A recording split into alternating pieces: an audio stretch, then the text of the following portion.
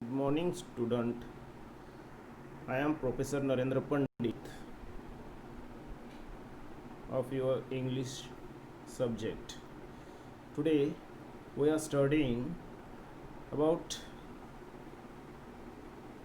compulsory English textbook for BA first part, and this book is Blooming Birds. The name of this book is Blooming Birds, which is included both semester, the semester first and second. Student, हम आप अभी compulsory English text book का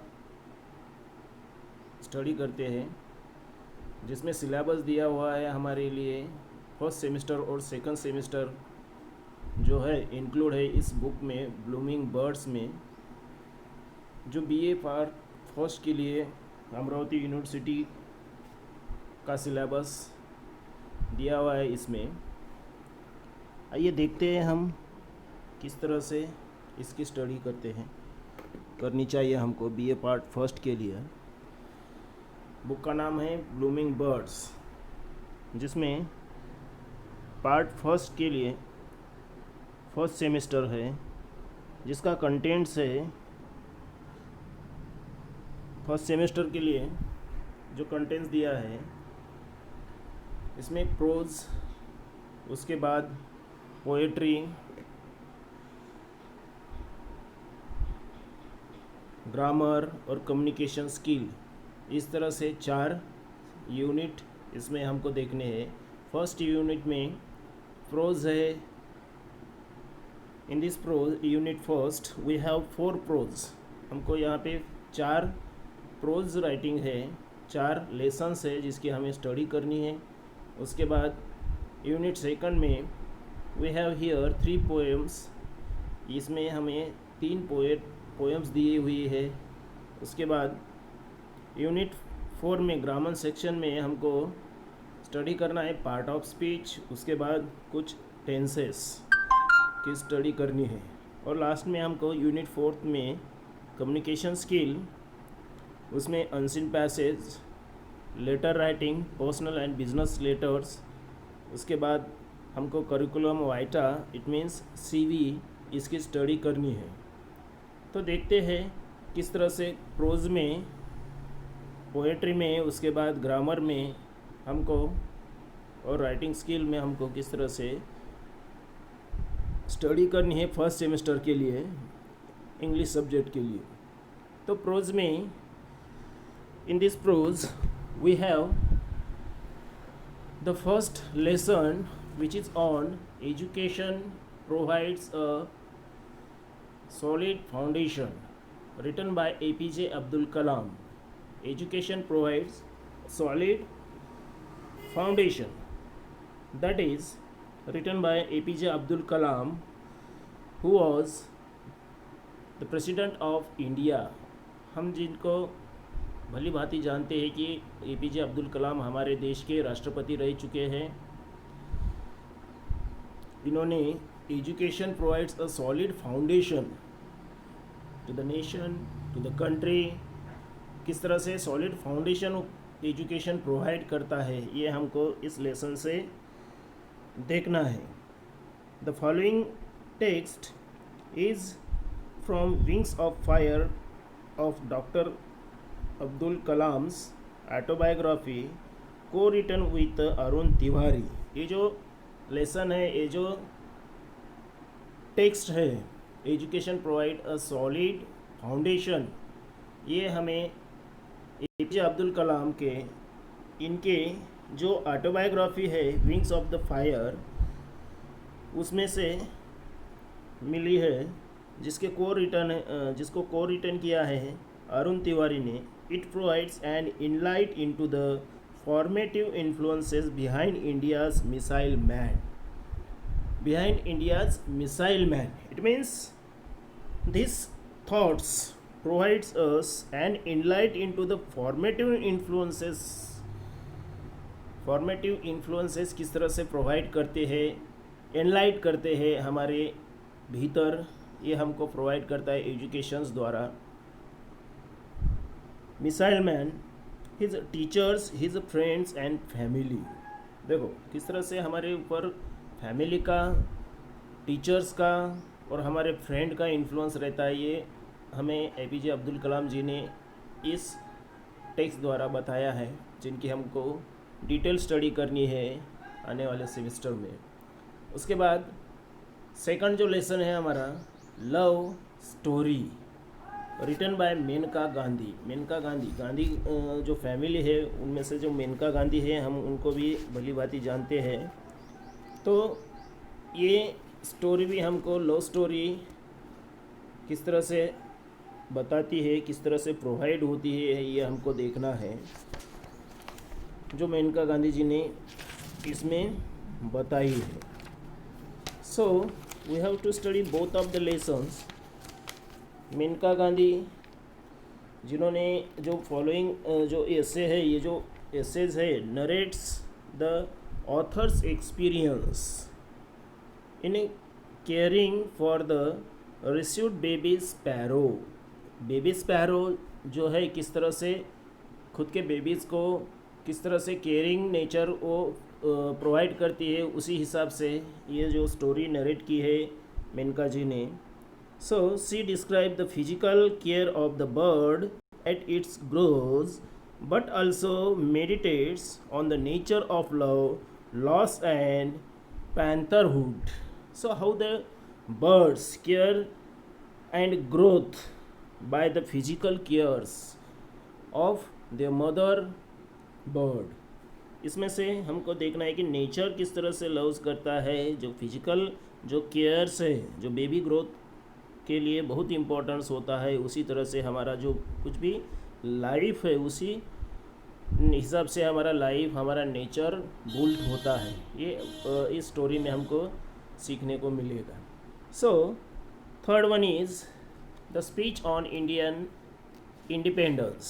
Speech on Indian independence written by Jawaharlal Nehru, the first Prime Minister of our India। हमारे India के जो first prime minister है जवाहरलाल नेहरू जी, उन्होंने speeches on Indian independence, Indian independence पे जो कुछ भी स्पीचेस उनकी हुई है उस पर डिपेंड, ये जो थर्ड हमारा चैप्टर है, थर्ड हमारा लेसन है जिसकी हमें स्टडी करनी है। जवाहरलाल नेहरू जी एक बहुत अच्छे लेखक, great master of English pros, जिनको कहा जाता है आर्किटेक्ट ऑफ मॉडर्न इंडिया भी जिनको हम उपमा दे सकते हैं। So Nehru was the we can say that struggle for freedom with Gandhi and his mentor.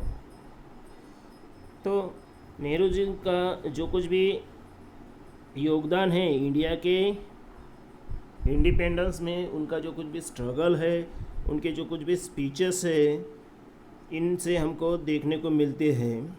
जिस तरह से letters from father to his daughter and glimpses of world history, इन्होंने ये जो पियर्सन में इन्होंने क्लासिक से इन्होंने लिखा है, ये बहुत मायने रखते हैं हमारे इंफॉर्मेशन के लिए। हमारे इंडिया के जो कुछ भी लिटरेचर है, हमारे इंडिया का जो कुछ भी प्रोज राइटिंग है, उस उनमें इनका बहुत बड़ा योगदान है। In his this speech delivered eight midnight on 15 अगस्त 1947, जब इंडिया को इंडिपेंडेंस मिला है उसी वक्त जो कुछ भी मिडनाइट में 15 अगस्त 1947 में Nehru speaks about India's past. Nehru ji जो है, जो पहला हमारा स्वतंत्र दिन, जिस दिन इंडिया इंडिपेंडेंस हुआ था, उसी रात नेहरू जी ने जो कुछ भी इंडिया के पास्ट के बारे में बोला था, जो कुछ भी स्पीच दिया था, remembering the trials the people face the achieve independence, that is very much important to us. We have to remember, we have to remind all the things which is very important to our Indian independence, but also looks forward the India's future as a prosperous and progressive nation, prosperous and progressive nature. We have to keep all the past memory in our mind, but we have to look forward how to build our future, our India and Indian development. ये बहुत ज़रूरी है. ये हमें नेहरू जी ने उनके speech के द्वारा इस लेसन से हमको सीखने को मिलेंगी. उसके बाद जो कुछ भी फोर्थ लेसन है, फिल्म मेकिंग बाय सत्यजीत रे. फिल्म मेकिंग बाय सत्यजीत रे का जो कुछ भी ये फिल्मों के ऊपर फिल्म मेकिंग है जो ये हमको देखने को मिलता है. सो इट इज़ सत्यजीत रे जो कोलकाता के हैं, Shanti Niketan, where we have to study about that how the technique of cinematographic and winner almost every major award in the world. It means he had an unique distinction of winning Oscar award for lifetime achievement in films. जो कुछ भी Oscar award मिलता है, सर्वोच्च जो award रहता है film making में या फिर फिल्मों के लिए, तो उनके लाइफ टाइम अचीवमेंट के लिए film making Oscar awards winning Ray was a versatile and thought-provoking director who also wrote stories for children. Satyajit रे जो है वो वर्सटाइल राइटर थे और जो कुछ भी डायरेक्टर थे, थॉट प्रोवाइडिंग डायरेक्टर, जिन्होंने बहुत सारी ऐसी स्टोरीज रिटर्न किए हैं जो बच्चों के लिए बहुत महत्वपूर्ण हैं. He was also illustrator for music के भी वो इलस्ट्रेटर थे. Film making is a doubtful essay on his profession of film making. Satyajit रे जी के जो कुछ भी प्रोफेशन है फिल्म मेकिंग का, उनके ऊपर ये ऐसे है film making.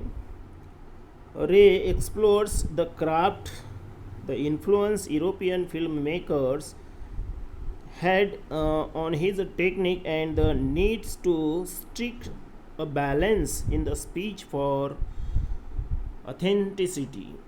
So this is the very important lesson to us to how to make the film and what was the barriers that faced by the Satyajit Ray in his life. ये हमको study करने इस lesson से. उसके बाद जो हमारा second unit है वो जो पोएट्री सेक्शन पे डिपेंड है, जिनमें हमें 3 पोएम्स स्टडी करनी है. पोएट्री सेक्शन पे 3 पोएम स्टडी करनी है. इसमें से जो कुछ भी है, फर्स्ट पोएम जो है इन द बाज़ार्स ऑफ हैदराबाद. ये जो पोएम है ये हमको स्टडी करनी है. फर्स्ट पोएम हमारी in the bazaars of Hyderabad, written by Sarojini Naidu जो हमारी इंडिया की कोकिला जिसे हम कहते हैं, नाइटिंगेल ऑफ इंडिया. तो इन्होंने जो कुछ भी पोएम लिखी है हमारे लिए इन द बाज़ार्स ऑफ हैदराबाद, ये हमको स्टडी करनी है. In this poems she evokes the scenes of जोस्टलिंग बाज़ार इन हैदराबाद के जो कुछ भी बाज़ार से उनके उसमें से जो कुछ भी सीन्स उन्होंने इवोक्स किए हैं. The town of her birth, Hyderabad जो है उनके बर्थ टाउन माना जाता है. And the skill of writing though a series of questions that she address to the traders and vendors in the vibrant bazaars of Hyderabad, and in the replies that follow the reader gets to know the intricate detail not only of the wares being sold but also about their relations to life and the world. तो इसमें किस तरह से vendor से बातें की जाती है, किस तरह से क्वेश्चनिंग होती है वेंडर से, शॉपकीपर से बाज़ार में, इसका एक बहुत अच्छा एग्जाम्पल्स हमको इसमें देखने को मिलेगा। उसके बाद सेकंड पोएम जो हमारी है नंबर 6 वाली, she walks in beauty. She walks in beauty written by lord Byron. Lord Byron जो पोएट है, इन्होंने ये पोएम लिखी है शी वॉक्स इन ब्यूटी। बहुत ही सुंदर पोएम है लॉर्ड बायरन की। जॉर्ज गॉर्डन बायरन, जिनका कार्यकाल है 1788 से लेकर 1824 तक, तो इनका जो कुछ भी पोएट्री में रोमांटिक पोएट इनको माना जाता है। He was a famous English romantic poet.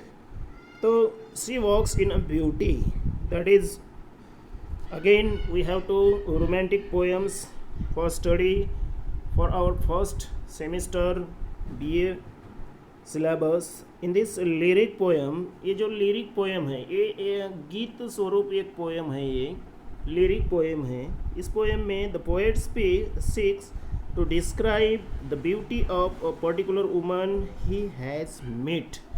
देखो इस पोएम में एक पर्टिकुलर वुमेन है जिसकी भेंट जिसको बायरन कभी मिले थे, तो उसके ब्यूटीज़ के बारे में इसमें बताया गया है। Though she is never named, it means he doesn't know what was the name of that beauty lady.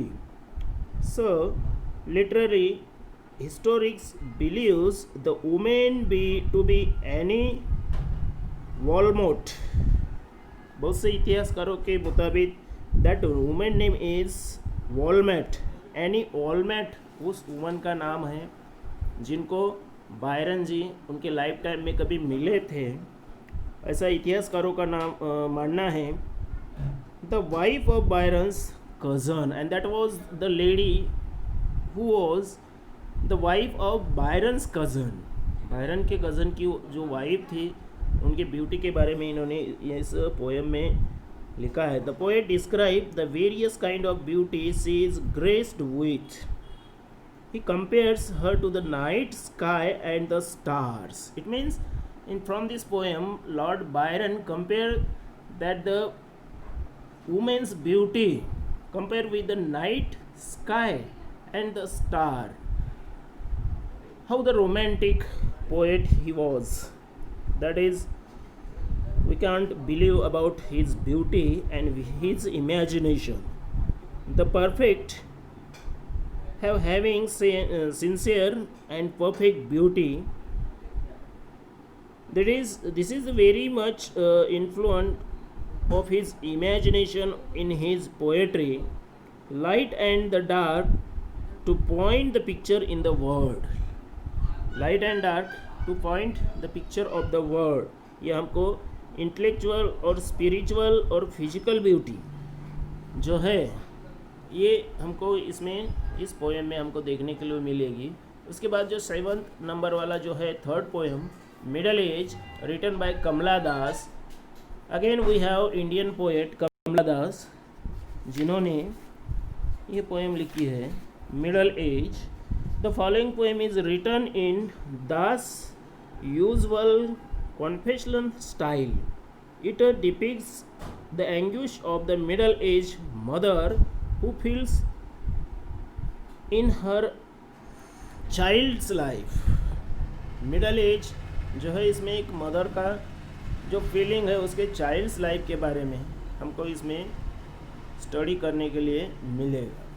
तो इस तरह से हमारे जो कुछ भी prose 4 prose and 3 poems we have to study for our first semester of BA के first semester के लिए हमको स्टडी करने हैं। यूनिट 3 में हमको देखना है कि how that the grammar works. इसमें part of speech, there are 8 part of speech, ये हमको देखने हैं। उसके बाद tenses, 3 tenses and there 4 parts of each हमको इसमें देखने हैं। इसके बाद जो लास्ट सेक्शन यूनिट है, जो हमारा 4th वाला यूनिट है कम्युनिकेशन स्किल में, उसमें हमको अनसीन पैसेज, उसके बाद letter writing, personal and business letters, उसके बाद curriculum vitae, it means CV, ये हमको स्टडी करने हैं। तो इस तरह से हमारा फर्स्ट सेमेस्टर का बीए का हमारा सिलेबस रहेगा, जिसकी स्टडी हमको आने वाले दिनों में करनी है, और ये स्टडी हमारे लिए बहुत इम्पोर्टेंट है। Thank you very much.